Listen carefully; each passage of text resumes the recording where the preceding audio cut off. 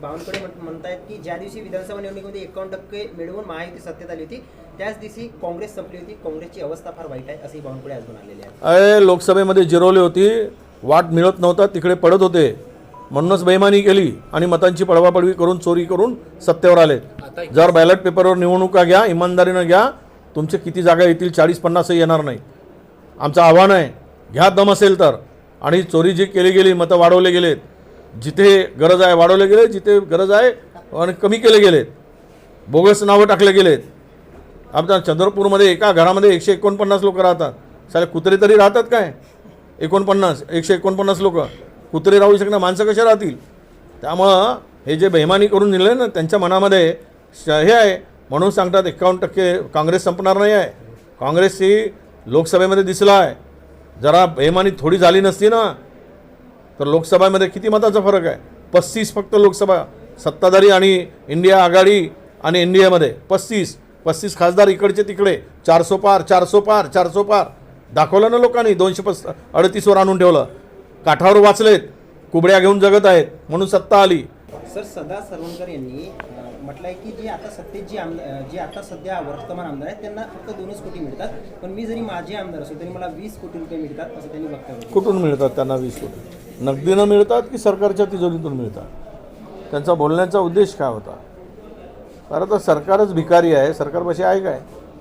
राज्य सगळं लुटून खाला आहे. कमिशन 20% गेलं आहे. एकही काम बिना मॅनेज होता वाटलं जात नाही. मोठमोठे कामं, हे सगळे मोठे कंत्राटदार आहेत, मेगा इंजिनिअरिंगसारखे. हे मूळ कामाची किंमत वाढवून काम करतात आणि वरचे पैसे सगळे सत्ताधाऱ्यांना देतात. हे लपून राहिलेलं नाही आहे.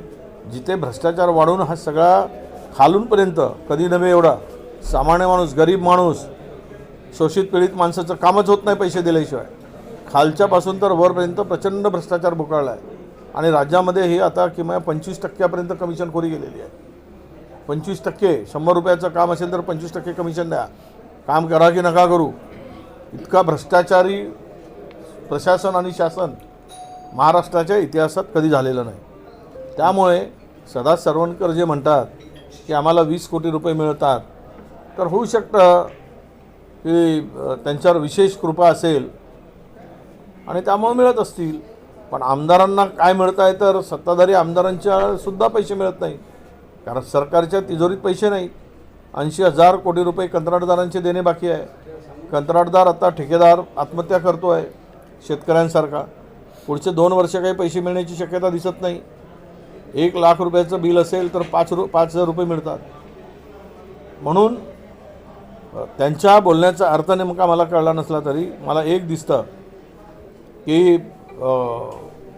आमदारांना 2 कोटी रुपये देऊन माजी आमदारांना 20 कोटी देत असतील तर विशेष मर्जीच आहे त्यांच्यावर, असा त्याचा अर्थ होतो. नितीन गडकरी म्हणाले आहेत की महाराष्ट्रामध्ये जसा मराठा शक्तिशाली आहे तसाच उत्तर प्रदेश आणि बिहारमध्ये ब्राह्मणांना फार महत्त्व आहे. तेथे दुबे, त्रिपाठी, मिश्रा हे सर्व क्षेत्रामध्ये शक्तिशाली आहेत. आणि त्यांनी पुढे बोलताना असं म्हटलं आहे की परमेश्वराचे माझ्यावर एक उपकार आहेत की आम्हाला आरक्षण नाही, असे गडकरी म्हणाले आहेत नागपूर. असं आहे की गडकरी साहेबांचा समाज याला आरक्षणाची गरजच नव्हती. कारण शूद्र कोण होते, उपेक्षित कोण होते, शोषित कोण होते, पीडित कोण होते? तर तो ओबीसी होता, दलित होता, आदिवासी होता.